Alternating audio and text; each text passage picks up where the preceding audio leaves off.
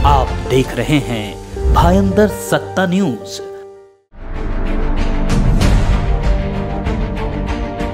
शिंदे सरकार के इस कार्यकाल के अंतिम सत्र में विपक्ष के बजाय सरकार आक्रामक दिखाई दे रही है।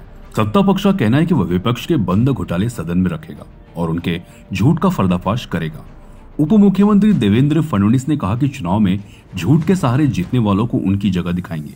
विपक्ष को अपना चेहरा आईने में एक बार देख लेना चाहिए। हम उनके झूठे नैरेटिव की फैक्ट्री का पर्दाफाश करेंगे। मॉनसून सत्र की पूर्व संध्या पर सरकार ने चाय पान पार्टी का आयोजन किया था, जिसका विपक्ष ने विरोध किया। चाय पान पार्टी के बाद पत्रकारों से बात करते हुए मुख्यमंत्री एकनाथ शिंदे ने कहा कि सरकार सभी मुद्दों पर चर्चा के लिए तैयार है।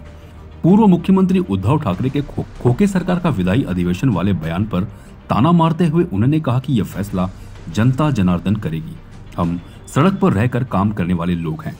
जनता को पता है कि काम करने वाली सरकार किसकी है। आपण जर बघितलं तर पेपर फुटीच्या संदर्भात ते बोलतायत। सर्वात जास्त पेपर फूट उद्धव ठाकरेजी मुख्यमंत्री असताना झाली आहे। जवळजवळ सगळ्याच परीक्षांमध्ये टीईटी म्हणजे परीक्षांची नावं घ्या आणि कशा प्रकारची झाली हे आपण सगळ्यांनी बघितलेलं आहे आणि ते आम्हाला प्रश्न विचारतायत। पण निश्चितपणे त्या संदर्भात आम्ही इतक्या मोठ्या प्रमाणात परीक्षा घेतल्या त्याचा सगळा रिपोर्ट कार्ड या अधिवेशनामध्ये निश्चितपणे आम्ही त्या ठिकाणी मांडणार आहोत।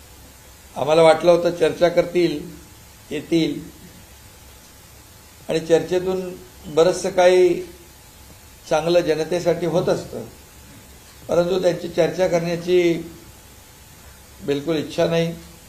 पत्रही दिलंय, त्या पत्रामध्ये पण काही नवीन मुद्दे नाहीत। तेच घिसेपिटे प्रश्न उत्तर अंतिम आठवडा प्रस्तावासारखं आणि एकंदरीत जे काही चर्चा सभागृहात करायची आमची तयारी आहे, उत्तराची तयारी आहे, परंतु त्यांची तयारी नाही। त्यांची तुमच्या समोर येऊन खोटं बोल पण रेटून बोल, जसं देवेंद्रजींनी त्यांना काही उत्तरं दिली, अजितदादांनी दिली। म्हणजे जी वस्तुस्थितीच नाही ती वस्तुस्थिती समोर आणून लोकांची दिशाभूल करायची आणि स्वतःची पाठ थोपटून घ्यायची, अशा प्रकारचा त्यांचा जो काही आविर्भाव आहे। गेल्या वेळेस मी म्हणालो होतो की काय अवसान गळालेलं एक अतिशय म्हणजे गोंधळलेला विरोधी पक्ष यावेळेस मात्र थोडं तुमच्या समोर जरा छाती फुगून आले असतील। कारण लोकसभेमध्ये म्हणाले की लोकसभेमध्ये मिळालेलं म्हणजे अपयश यामुळे आता सत्ताधारी पोकळ आश्वासनांचं घोषणा करतील। अरे कुणाचं अपयश आहे?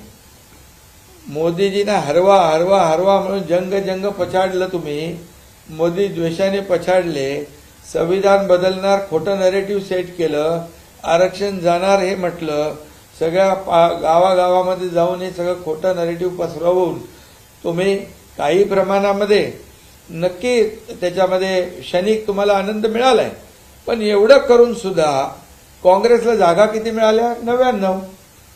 3 वर्ष 15व्या म्हणजे 3 टर्म मध्ये आज 15 वर्ष झाली, 40, 50, 99। पण तुम्हाला आता 240 पर्यंत पोहोचायला किती वर्ष लागतील? 25 वर्ष लागतील। आणि एवढं करून काय मिळालं? मोदी प्रधानमंत्री झाले, मोदी या देशाचे प्रधानमंत्री झाले, देशातल्या लोकांनी त्यांना मतदान केलं आणि गिरे तो भी टांग उपरवाली म्हण आहे ना, आणि मोदी जिंकले आणि तुम्ही हरलात, तरी सुद्धा आमचे काही लोक दुसऱ्याच्या वरातीत घोडं नाचणारे, बेगाने शादी में अब्दुल्ला दीवाना। अरे काय चाललंय तुमचं?